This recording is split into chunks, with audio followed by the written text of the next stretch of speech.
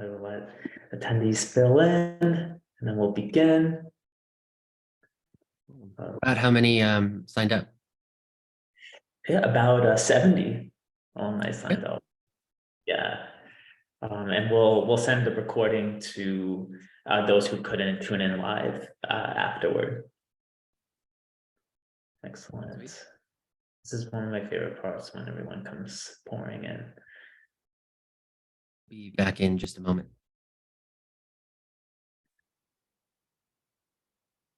Excellent, excellent. Hello, everyone. We'll get started in just a moment. Realize we're running just a few minutes behind, but we'll make up for it, and everyone will still be able to go to their next meetings at 2 o'clock and so on. I think we're just waiting for Griffin to set up.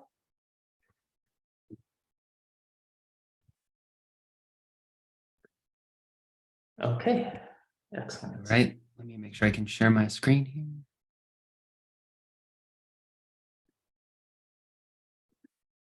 Okay, I might need screen sharing permissions.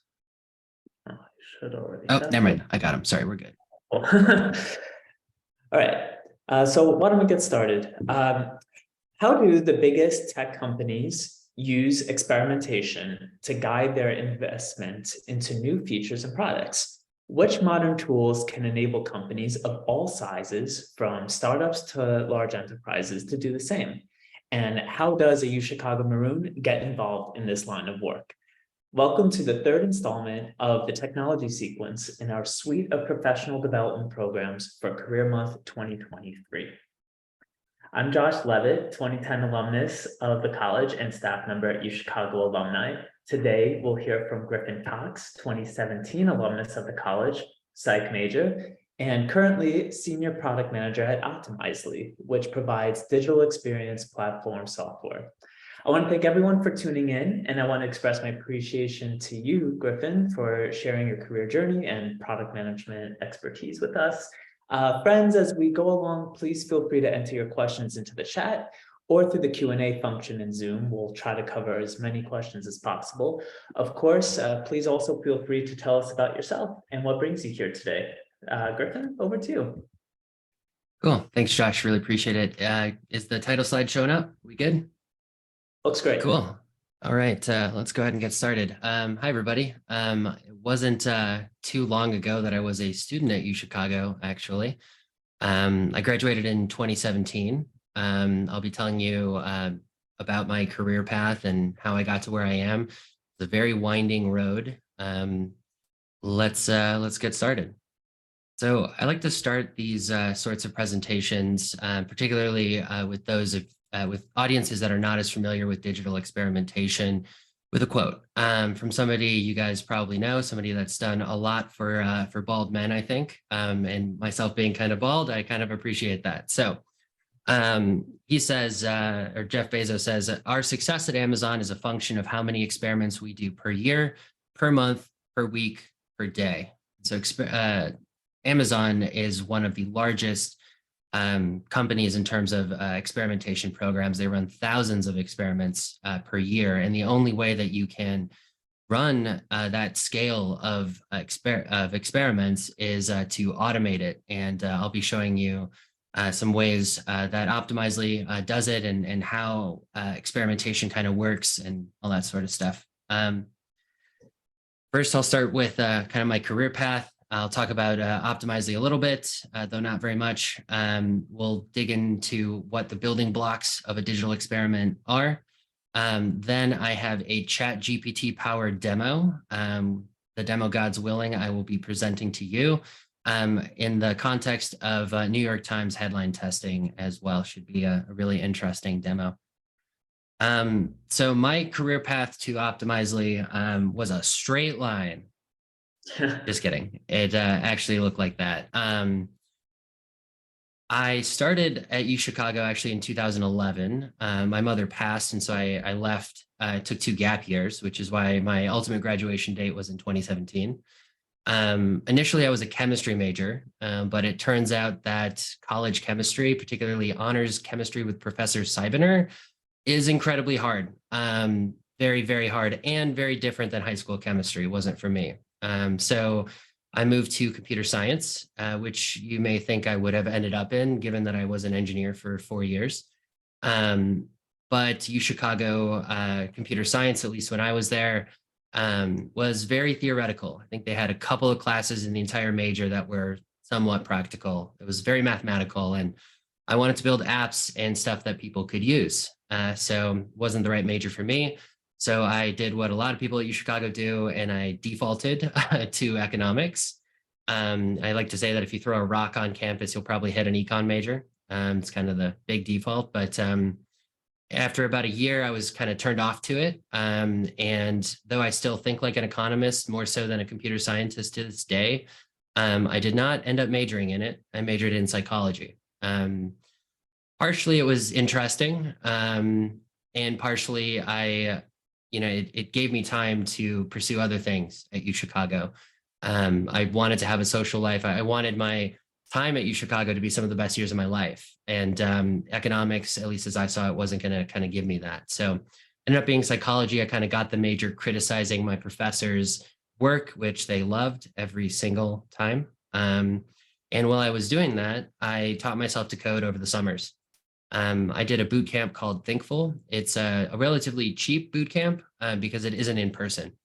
It's completely self-paced. They basically have a proprietary curriculum that you follow, and you can have video meetings with a mentor as needed. And so that mentor can kind of help you get unblocked. And so I would learn to code, get blocked, talk to my mentor, get unblocked, and kind of repeat. And I did that for a couple of summers before I was a professional software engineer. And I found that, I was able to supplement my UChicago formal education, the academics with coding, which kind of was one of my primary interests. And, I got through it and really enjoyed the psychology major by the end of it. And I still use it to this day, particularly in the field I'm in now, experimentation, which I'll be talking about soon. I worked at college admissions after UChicago, and that's because I interned at college admissions as a web developer while I was still a student. I actually built collegeadmissions.uchicago.edu. I also built financialaid.uchicago.edu. So if you use those sites, you've actually used sites that I built. And then after that, I wanted to kind of move away from web development and become a software engineer, which is a bit more complicated, I would say, than web development. And so I took a job at Enova. It's a Chicago-based fintech, and actually a Maroon referred me to Enova. And so, shows you the power of networking, which I'm sure Josh would also support. I worked at Enova for about 4 years. I was a software engineer for much of that. I became a product manager. I'll be talking about why. And then I moved over to Optimizely. While I was actually at Enova, I did a research project on products like Optimizely's and chose Optimizely for Enova. Ran our experimentation program there as a software engineer, then as a product manager. And then I just heard about an opening at Optimizely and jumped ship and went to Optimizely to work on the product that I brought over to Enova. So I guess that's a bit of a nudge for you to follow your interests as you pursue your own careers. You never know where you're going to kind of end up. Anyway, so you might be wondering also, like, why is everyone I know a software engineer? I know I've asked myself this question. Even at UChicago, it's kind of popular to, if you're not like an econ major, kind of at least say you're a software engineer to a degree, code on the side. It's kind of common and increasingly so because software engineering is a field rich for learning. You get to work at a massive scale, as I'll be showing a little bit later. It crosses nearly every industry. Even industries you might not think about, like farming, for example. Like the latest John Deere tractors are software powered, GPS guided, and they plant seeds within an inch of accuracy, which is really important if you're growing corn and they need to be like perfectly spaced, that sort of thing. So really every industry, it's not just experimentation or websites, it's kind of everything is supported by software now. And so you can follow, let's say, a primary interest by becoming a software engineer and working in that field. And then, of course, compensation, UChicago, we all got to pay off the cost of UChicago. Salaries are really high and very competitive. And I know I was drawn to the complexity of the field, working on systems comprised of like 20 different units that all interacted to produce that page that you open when you open your Facebook app, for example, that sort of thing. And then, of course, you get to work from anywhere, which is a huge benefit as well. And so that really has expanded since COVID, more so than ever. You can work from home or anywhere. I myself am at home right now. I work from home as a product manager, but you might be wondering also what a product manager is. So product manager is like the worst term for what I do. I don't really know why why we're called product managers, because I don't manage people. So I'm kind of not a manager in that sense. I manage a product. I sit at the intersection of user experience, tech, and business. It's that middle graphic. And so because of my technical background, I can speak engineer. Because of my economics background, I can speak to the business, people who are non-technical. And because of my interest and passion for user experience and psychology, actually, I can speak to designers and marketers about how to build assets to sell our stuff. And so I sit right in the middle, and I kind of act as a translator between all of these different groups. And really, these groups are categories. And so I work with several engineering teams to make sure that they're working on the most valuable possible problems and delivering the best possible solutions. I'm working with business stakeholders on really high-level KPIs that make sure that our business is profitable, and also designers to make sure our products are a joy to use, which is one of my favorite parts about the job. So if these kind of related fields interest you, a product manager role may be for you. But I will warn you, you're kind of the linchpin usually of the entire organization. So, it's kind of chaotic. So if you like to be an individual contributor, put your head down and code and not really be bothered as much, software engineering, maybe is better for you. But if you like to get meeting invites from all sides and have a calendar that looks ridiculous, product management may be for you. And then this third graphic is what we call the double diamond. I think this is a really useful lens for looking at building software, but really solving any problem. And so the double diamond starts with a problem, it starts with a problem. It has a discovery phase where you kind of explore that problem. Maybe there are related problems. Then at a certain point, because you can't solve every single problem, you kind of have to narrow to decide on what you do want to solve and why. And at that point in software engineering, that's usually where you begin to interact with UX, with business, with tech, and you begin to, again, expand as you come up with multiple solutions for that problem. There's usually more than one, and engineering loves to, bring you the shiniest first, and they're like, we could do this thing, we could build this amazing service that uses the latest technologies and all this stuff, and you're like, is there any way we can deliver it in 2 weeks? And that's when it starts to narrow again, and you compromise between all of those different Venn diagram circles and arrive on a solution that's feasible, practical, solves the problem, etc. And so my role as a product manager is to somewhat oversee this double diamond, to work with engineers primarily to be able to solve problems kind of effectively. A little bit about Optimizely, and then I'll be jumping into one of our favorite examples, actually kind of Optimizely's origin story, the 2008 Obama campaign. So Optimizely used to be just an experimentation company. That's when I first came into contact with Optimizely. We 0 to 1 our commercial experimentation solution, meaning we started the market for commercial digital experimentation with our web product.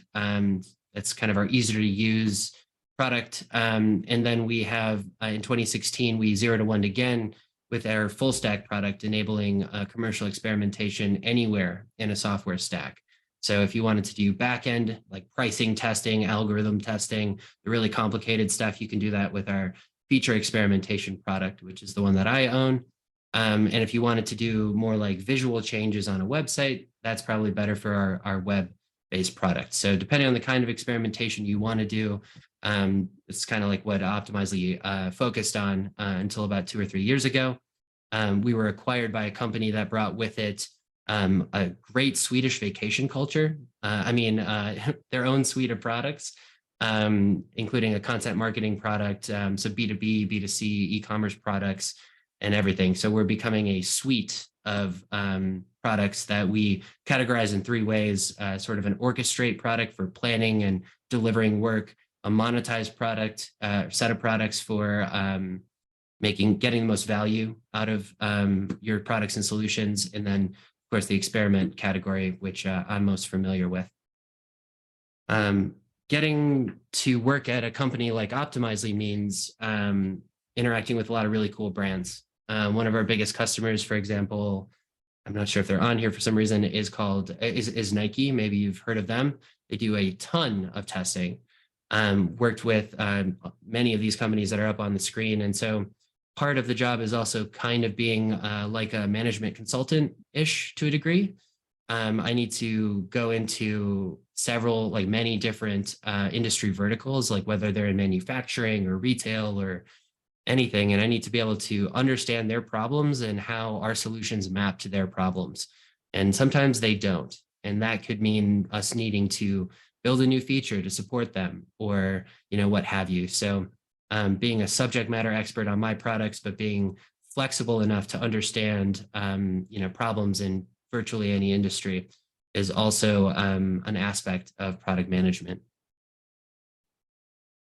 All right, so as I mentioned, Optimizely's changed over time. I'm going to give a very brief history. I think it kind of dovetails nicely with the Obama campaign.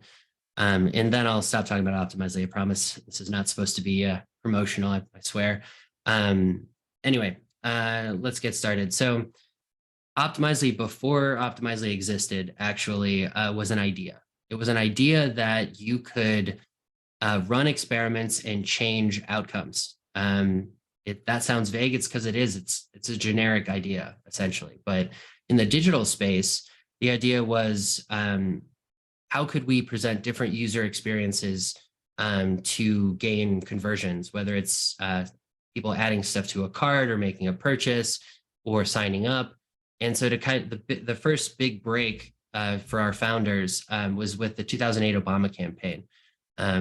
For those of you familiar with the 2008 Obama campaign, you may have heard that it was very technically advanced. Like, he was one of the first candidates to really make use of social media, to make use of digital experimentation, and a variety of other digital technologies to build his coalition and ultimately win. So, regardless of your politics, this was really the first time that a politician really used it, and now they all do. Kind of a spoiler alert, but anyway, so at the time, there was no tool commercially available for doing this. You kind of had to do it manually. You needed a bunch of software engineers to make this sort of thing work. And originally, what they wanted to test was 2 different images. I have one shown to the right. That's what we call, in this case, it was the media of the experiment. And then they wanted to test different calls to actions or buttons, button text in this case. And so there were a bunch of different combinations or permutations of images and buttons. And what they wanted to get was signups, because signups are valuable. They knew that each signup translated to an average of $21 in donations. So sure, some people wouldn't donate if they signed up, but some people would donate a lot, the average being $21. So, if they got 1,000 more signups, 10,000 more signups, it starts to make a dent in their ability to buy ads and potentially win the campaign. And so before I kind of reveal the winner here, at the time they knew, based on like basic analytics data, which that technology was available at the time, so think Google Analytics, they knew that this page that they wanted to experiment on would get about 310,000 visitors over the course of the campaign. It's a bit of an extrapolation, so it's based on previous data and projecting outward. And what that meant is, given the number of combinations they wanted to test, each variation would get about 13,000 visitors. And what they cared about was the sign-up rate. And I did this in LaTeX just because this is a UChicago, or LaTeX, I guess, just because this is a UChicago audience, but people who signed up over people who saw the variation. The first time I've ever used LaTeX, I thought it would work. Anyway, the results were, I mean, we didn't have the software we have now, so it's pretty ugly looking, but that's kind of an idea of what the results look like. It's an actual screenshot from the time. This was, again, like 2007, 2008, so a while ago, but we needed to generate a confidence interval for those of you that are familiar with statistics. And we needed to show which combination essentially was better at generating signups in terms of a signup rate than the others. And that's what that whole table is showing. And the ultimate winner was a black and white photo, not a video, of the Obama family and the text "Learn More." That was the winning combination. And so if I kind of had to guess why, and we could actually experiment to get the answers to why, we could, I guess, go back in time, but I would guess that videos took longer to load. They're heavy assets, particularly in 2007, 2008. So, maybe videos were just worse because they took longer to load. Who knows? Maybe people really like this image. And Learn More is, if I go back a little bit, I think easier, or I think softer than join us now or sign up now. So, this is all supposition, but anyway, that was the winning combination. And why does that matter? So the original combination had a conversion rate or a sign-up rate of about 8%. So that would mean that 8% of people who were presented with the original combination actually signed up. With this new combination, 11.6% signed up. So that is an increase of about 40% between the two rates. And if you look at their visitor data, it translated to 2.8 million or 2.9-ish million more email addresses, more signups essentially. It ended up leading to about 288,000 more volunteers.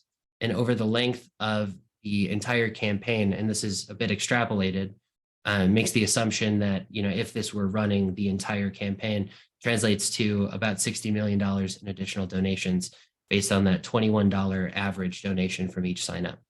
And $60 million, let me tell you, is enough to move the needle when it comes to this sort of thing. And the way that, Optimizely and our competitors essentially sell this is, with this one experiment, you pay for our product like 10 times over, right? And so our products go for, people who buy our products generally are at larger companies that can run these massive experiments. And if they run many, then, the math is quite incredible. Anyway, take a sip of coffee here. So I mentioned scale earlier, and I did the math a little bit a while ago about, like, if I had pursued psychology academically, if I had, gone into academic research, I probably would have been lucky to be named on maybe 50 experiments, right? I might have participated in more, but as far as like running more, like probably 50 or 100 is a decent career as a career psychologist. Optimizely, or with Optimizely, I've contributed to, more than 1 million experiments. It's just a vastly different scale. Another way to kind of describe it is that we are the world's largest digital laboratory. So I guess I never could escape research. That number comes from, it's our own number from our own data from all of our customers since 2010. And that data paints a really interesting picture. And so this is coming from our recent conference. And this is something that had been hypothesized in the industry, but is something that, because we have so much data, we can actually show. So if we look at our own data, we have customers that run more than 100 experiments a month. Now that is a lot of experiments, and that's thousands a year, right? Most of our customers are stuck on the lower end of the spectrum, and they're running between 1 and 20 experiments per month, because as you'll see in a moment, experiments can be somewhat hard to run, and running them is half the battle. Actually analyzing them and making decisions on them is kind of the other half, and it's hard to scale. And so the problem that we're focused on as a company is solving what we call the experimentation gap, or helping customers move from 20 experiments per month to more than 100. It's really hard to do, and it needs to experimentation needs to be ingrained in the company's culture.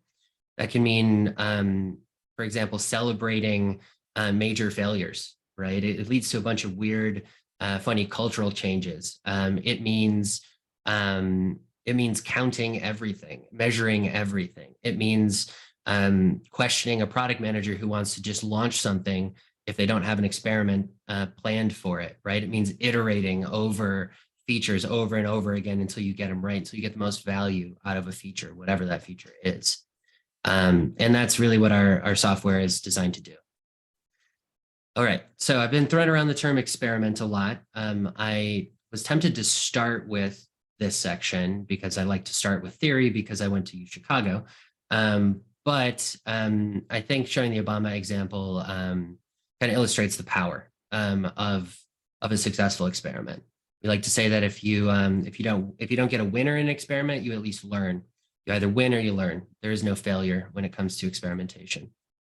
And all experiments essentially have some core building blocks. These, when I say experiments, I mean digital experiments primarily. So first off, you do need a hypothesis. That's what you're testing. It's a statement about the relationship between two or more variables, or a proposed explanation for some observed phenomenon. I'll be giving an example as we move into the New York Times section next.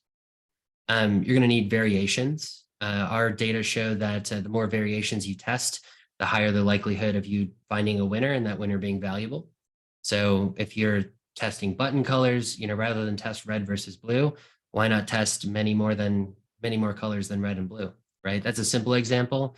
Some of our customers will test 5 different variations of an algorithm and measure the performance of that algorithm, right? Not even a customer metric, but an engineering metric. You're going to need audiences. So you don't really want to experiment on 100% of your users all the time. What if you make a mistake, right? Or what if you want a result that is true for people in California, more so than people across the United States, right? So being able to segment and group your users and then roll out experiments to those groups is an important aspect of all of this. You, of course, need to measure something. That would be your metrics, or just signals that measure success. You need a bucketing mechanism, or basically a way to assign people to those variations.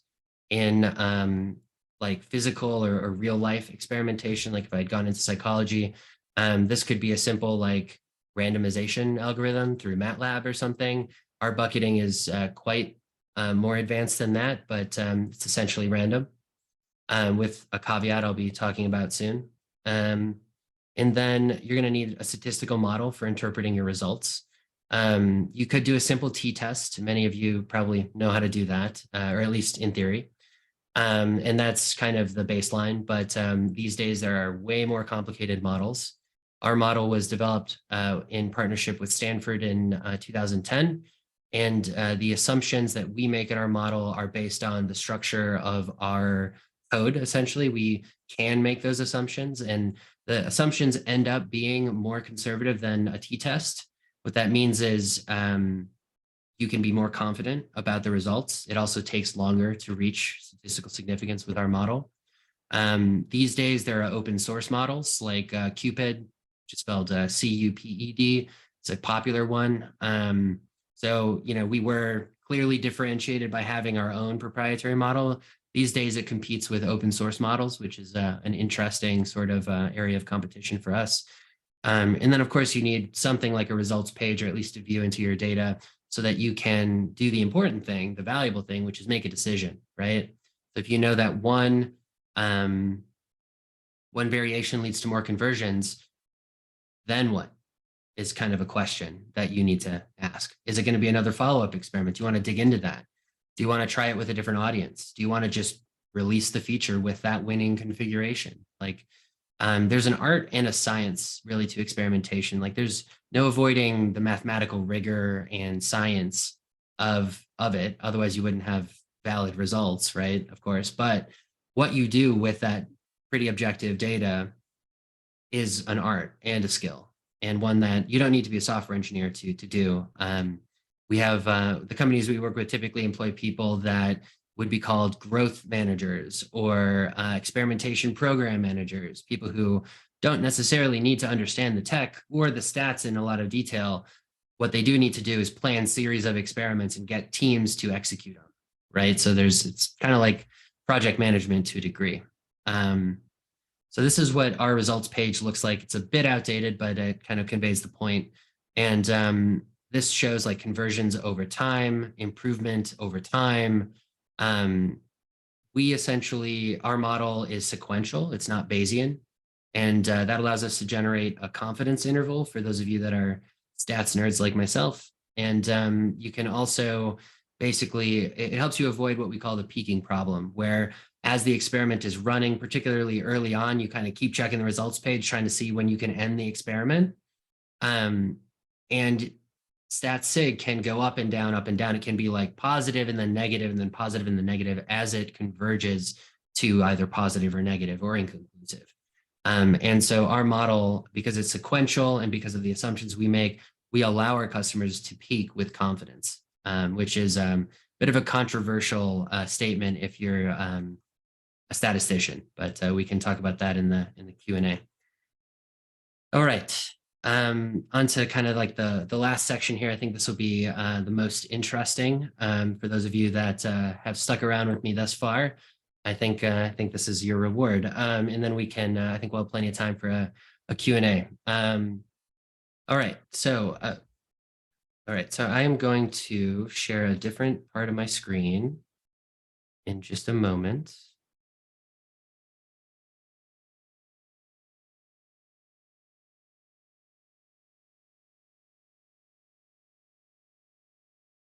Actually, I lied. I skipped one slide. All right, so back to the deck for a second. All right, so using those building blocks, sorry about that. Let's test this hypothesis. So hypothesis is that different article headlines will affect the number of times users visit and presumably read the article.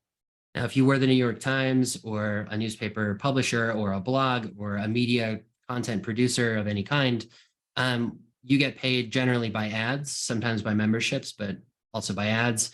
And so the number of people visiting that page is directly correlated with revenue, right? And so that's the upside that we're kind of going after here. You may also want to get engaged readers. That can be one of your goals. So you may try to measure how many words they read or how many minutes they've spent reading it. That's another good metric. But what these kind of companies generally care about is revenue, as do most companies. So let's say we wanted to test 5 different headlines. So we'll be using ChatGPT to create those. In this case, I don't really care about who this experiment would go to. So I'll just target all users of this. Everyone who is reading this article is fine with me. As I mentioned, we will care about article views, which it's like revenue. Number of words read, which you can use open source JavaScript packages today to approximate. Basically, they measure how long a word is, how many seconds it's in your viewport or on your screen, where your cursor is, and they use the sorts of packages basically approximate how engaged you are with the content or how many words you've read, how long you've been on the page. It's pretty creepy, but believe me, it is everywhere now. Facebook kind of started it, actually. They've started a lot of these somewhat creepy trends, to be honest. But anyway, and then I'm going to choose one of our advanced algorithms here. So I'll explain kind of what it is, but it's called a multi-arm bandit algorithm. So this is far different than a traditional t-test. So multi-arm bandit algorithm is what's in that bottom box there. So on the top box, in the sort of rainbow coloring, you see that those colors are constant. So in this example, this would be 4 variations or 3 in a control, and they're at 25% traffic allocation each. So 1 in 4 customers would get each variation in the standard A/B test. And the line you see is the conversion rate, which is like the value that you would get. It's correlated to the value or revenue you would get from the experiment. Multi-arm bandit is different in that we use machine learning to dynamically reallocate traffic. And so what that means in practice is you start with a standard split. So if you notice, it's 25% in that first wedge on the bottom graph. But as we measure conversion rate for each variation, we start to send the winning variation more and more traffic, in this case, the blue variation. And what that means in the bottom right is that you get a higher conversion rate. So in the top, it's about 50%, in the bottom, it's about 53%. So in this case, by allowing us to choose who gets which variance using machine learning, you get a 3% conversion rate. Now, a 3% conversion rate can be huge in terms of revenue. It sounds small, but really can translate to millions of dollars. So it's a really valuable sort of algorithm, albeit a bit advanced. All right, so let's use ChatGPT and let's create some variants here. Now I'm going to share a different part of my screen.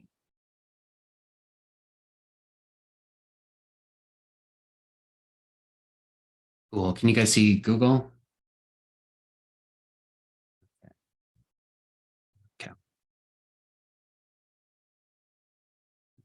Okay, ChatGPT. So for those of you that are not familiar with it, second.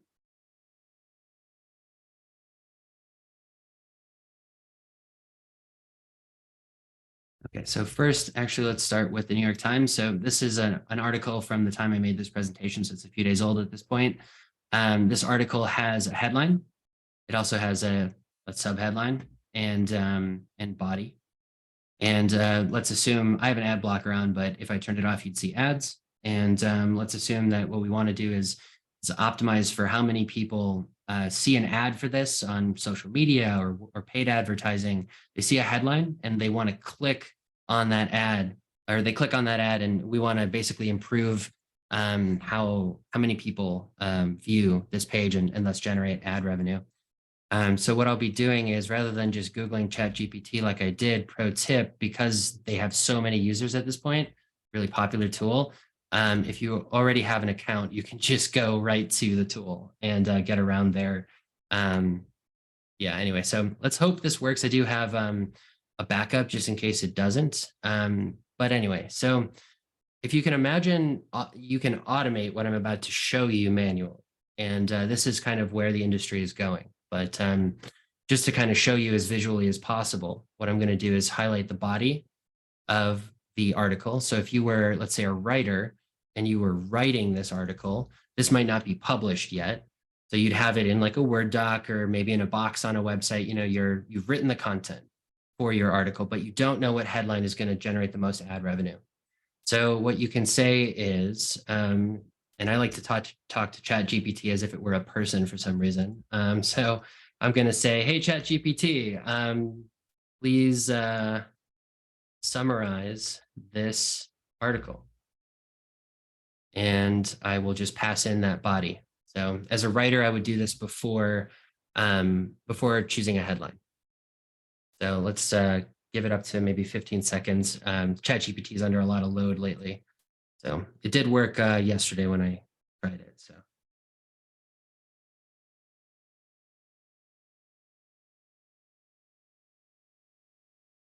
usually it responds kind of right away, but when it's under a lot of load, it can take a second. Imagine how quickly it could churn out a book report. Yeah, or a college admissions essay, wink, wink. Right. I don't know if you can put, hey, ChatGPT, write a UChicago Uncommon supplement. I have tried it. It works. Yeah. Yeah. How did it work? They said it worked really well. I actually passed in the prompt that I applied with, which was find X, and it actually had a really interesting response to it. They say that So when I say AI in this case, it's kind of the buzzword term definition of AI. Like this is technically machine learning. It's not like a general AI, but people say it's AI. But like with the state of AI today, it's not going to take your job probably, but a person using it well will.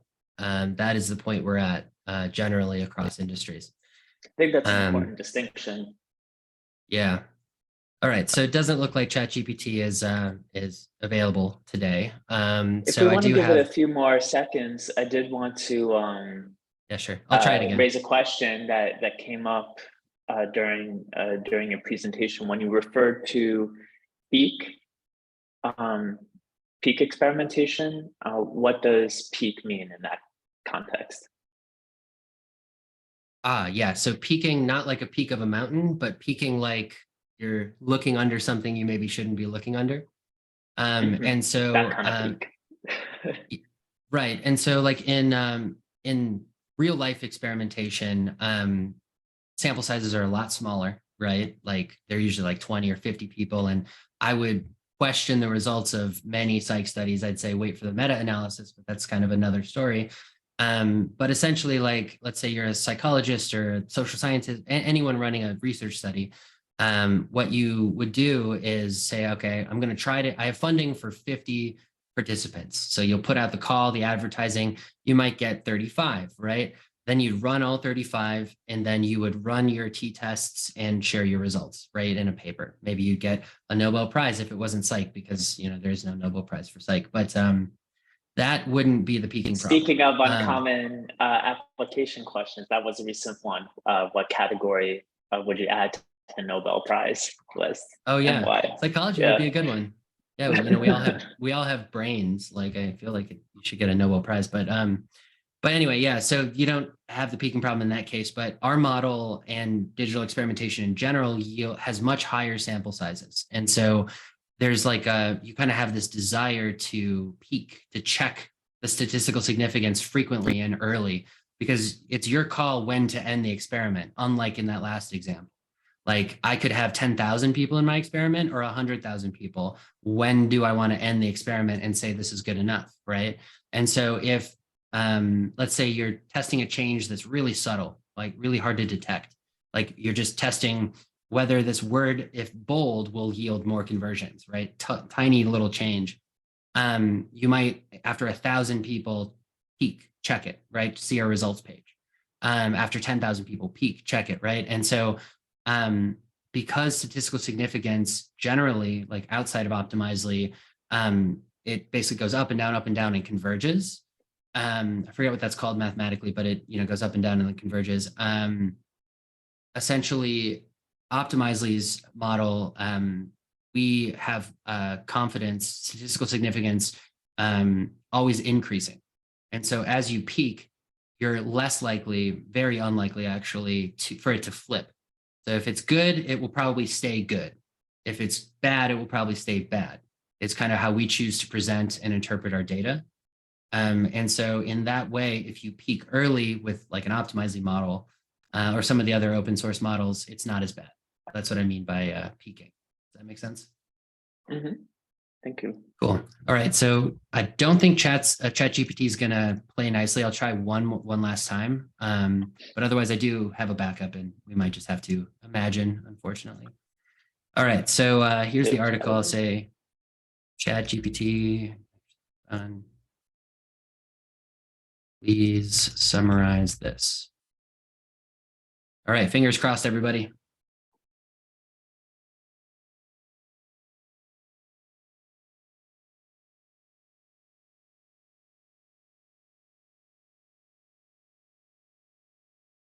You're a lot of load. It's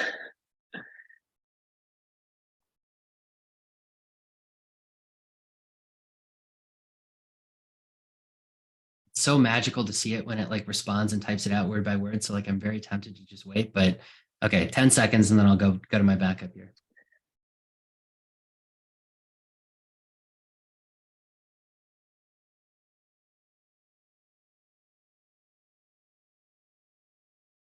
All right, ChatGPT is too popular. So I believe I can just go back in my history if I'm not mistaken. Nope, history isn't even working. Oh, yeah. Okay, so take my word for it. I did this yesterday, and so what I did is I passed in the text just like I did, and I said in proper English, I guess I just said, "Please summary." And here's what it responded. So the article discusses the situation in Ukraine, where blah blah blah, which is a good summary actually of that article. And here's the trick. This is where you'd say, let me zoom in a bit. In the style of the New York Times, please generate 5 headlines. And it did. So these are actually pretty good headlines in terms of like truth, but they're kind of long for headlines. And so I said, please make them shorter. And boom, you have 5 headlines you can use. And now where does experimentation come in? So that's the ChatGPT AI side, right?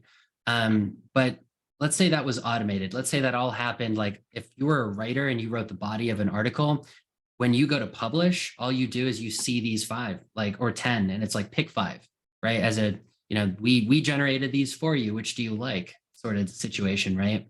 And then you'd pick, let's say, the 5 you want to experiment on. Now, humans think they know what other humans will do, but we typically do not. So, and if you notice, actually, Putin's wins and losses in the Ukraine war, which the title that the New York Times actually went with was Putin's wins and losses. So ChatGPT actually was uncannily accurate, I guess, in that regard. But you would use, back to my presentation, you would actually use these 5 as your variations. You'd run that experiment in a multi-arm bandit way. It would look like that graph. And then you'd get a results page like the one I showed. And I'll get back to sharing my screen, I promise. You'd be able to know which is better automatically. Essentially, that's really the power of the product and digital experimentation, really, in general. Hang on one second here. There we go.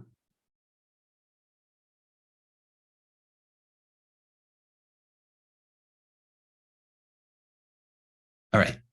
Should say, let's create some variants. All right, so we did. And let's do some back of the envelope math here, and then I'll wrap this up. So the Obama campaign, or sorry, not the Obama campaign, but the actually also the Obama campaign saw a 3% conversion lift, right? Which 3% doesn't sound like much, but in the world of digital experimentation, in the world of marketing, 3% is a lot. Like 1% is something to celebrate, pop the bottles with, right? 3% is, I don't know, like bonus time, I guess.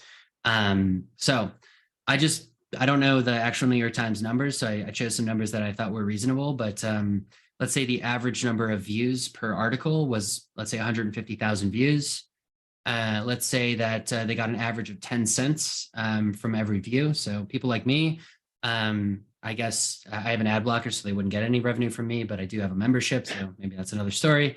And then let's say they write 20,000 articles a year that they would potentially want to experiment on, especially if it were as easy as ChatGPT powered experimentation.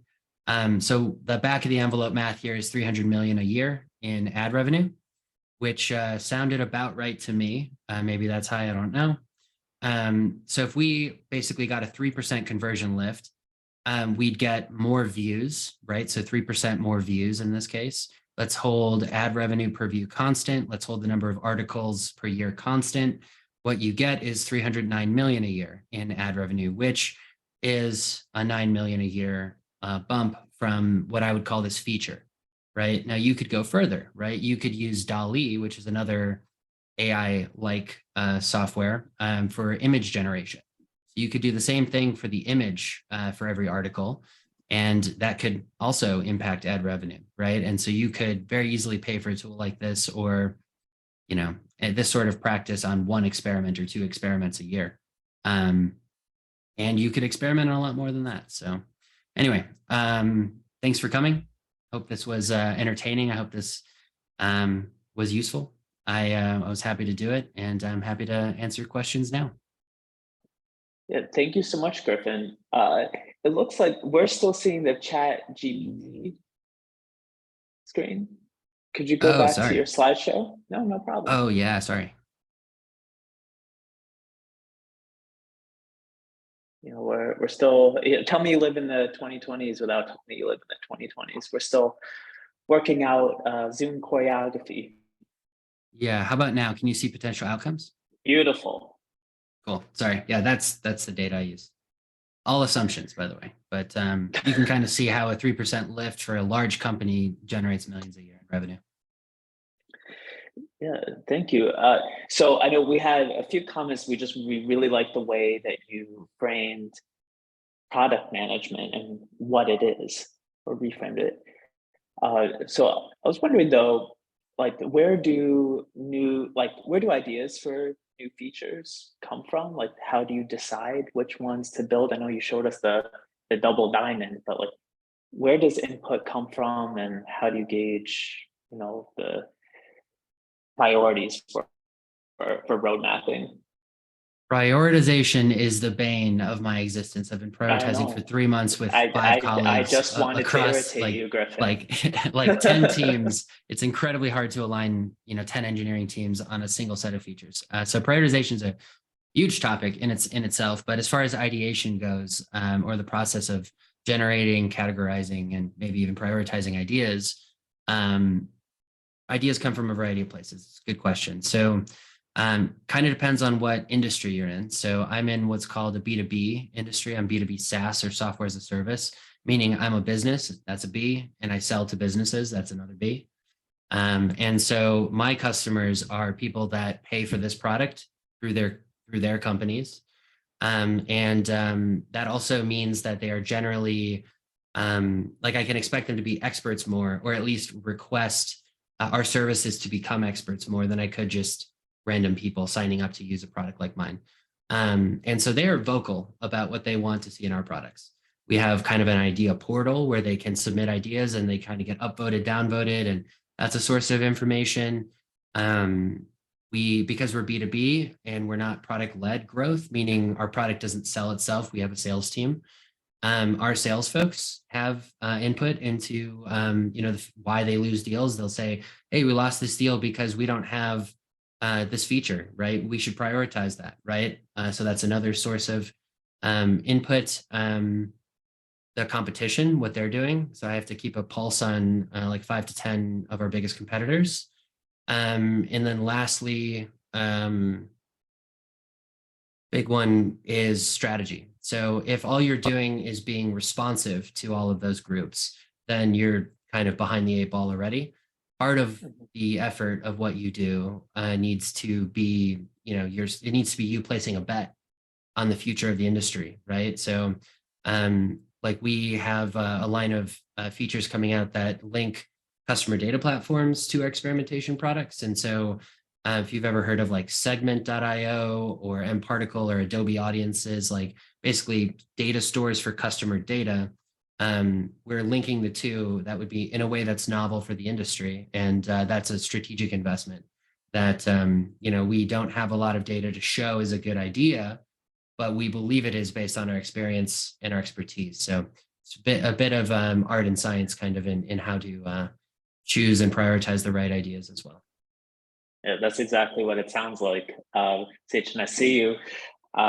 Very Chicago question. We respond very well to syllabi. So what articles, books, materials, documentaries, and so on would you recommend so that we could learn more about digital experimentation? That is a good question. Josh, would you mind if I actually gave you a list to forward on to the attendees, maybe? Absolutely. Cool. Yeah, I'll definitely, and I'll include some resources on product management as well. Product management is difficult to start in. Like it's not really an entry-level position. It's hard to even tell what an entry-level position is for this kind of trajectory. Like I started as a software engineer and then went to product management. So I have a technical background and my business background is less strong.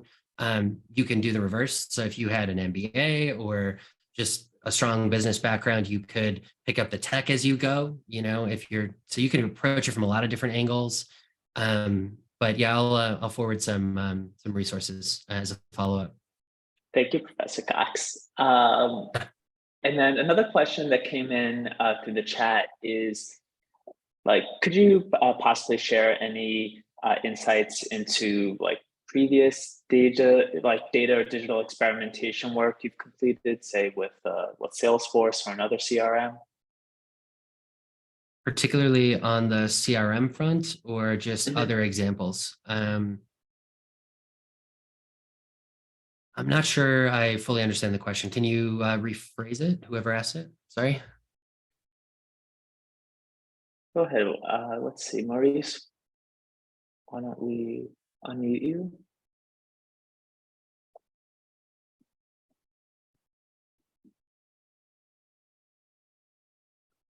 Long-time listener, first-time caller. You're muted if you're speaking, and 2023 would be striking again if that's the case.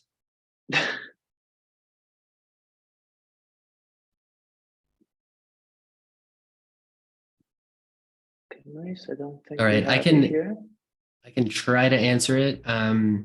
So a CRM, a customer. Oh, here we go. Maurice, you're on the air. Yeah, thank you. Okay. I apologize. I apologize. I'm in the middle of lunch at work, but I've enjoyed the entire presentation. So thank you for sharing your insight with us. I currently work with data in regards to utilizing Salesforce within my organization.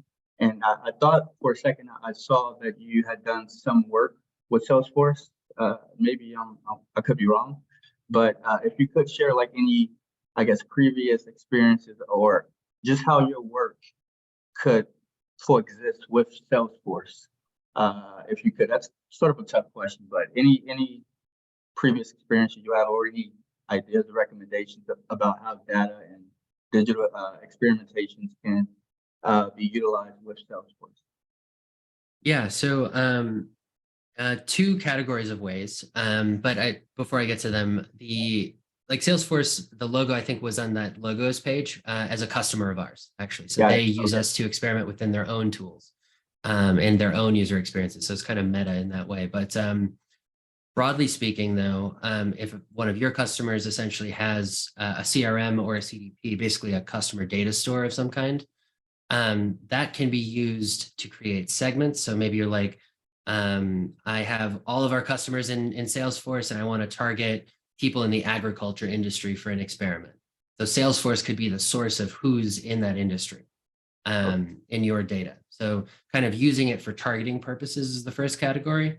And then the second category is using Optimizely sort of events, basically those metrics I was talking about. You can send them to something like Optimizely for experiment analysis and results, but you can also forward them to Salesforce. And so you can enrich your own data source with customer behaviors, essentially. So in that agriculture example, if you're trying to get them to, I don't know, sign up for a tractor promotion or something, the fact that they did sign up, that could go to Salesforce and you could have a record of that for the future. So pulling from Salesforce or sending to Salesforce. Oh, thank you. Yep.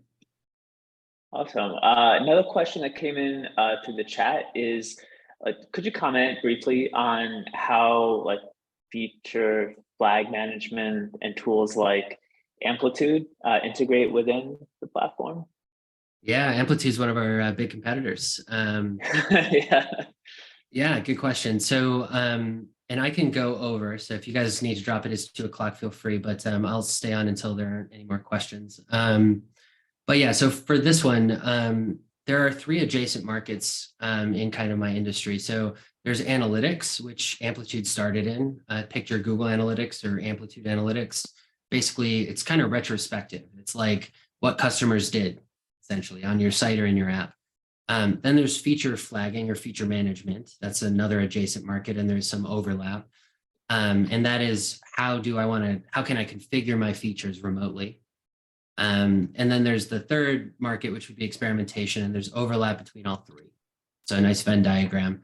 And so for us, all of our experiments are now based on feature flags. You must build in your feature flag, and then you get to just throw experiments on top of it, using it. And then we provide analytics. So in a sense, we're kind of in the middle, but our strength, Optimizely's strength, is in the experimentation space. Launch Darkly's strength, for example, is in the feature management space, and then Amplitude's strength is in the analytics space. And there's a kind of a great race towards the middle, potentially. But in software, it's like, do you want to build a solution or do you want to buy one? And so, or partner with, right? So we could win by being weak on analytics, partnering with analytics partners, and being strong on the other two, right? And so Amplitude's choice is to go after all three. So they're going for the middle, they're building their own solutions, and the results could be good or bad, we'll see. They are a startup compared to us. So, it's a bit of a mixed bag, but we're definitely stronger on experimentation and feature flagging, and they're definitely stronger on analytics. Excellent. Thank you. I want to take at least two more. I appreciate everyone who is sticking around after the end of class. Alex, you're on the air. I see your hand is up. Would you like to ask your question? And then Robert, I see you have more of a career trajectory question that I definitely want to raise with Griffin.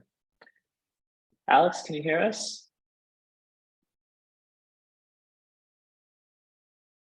You might be muted, Well, Alex, just FYI.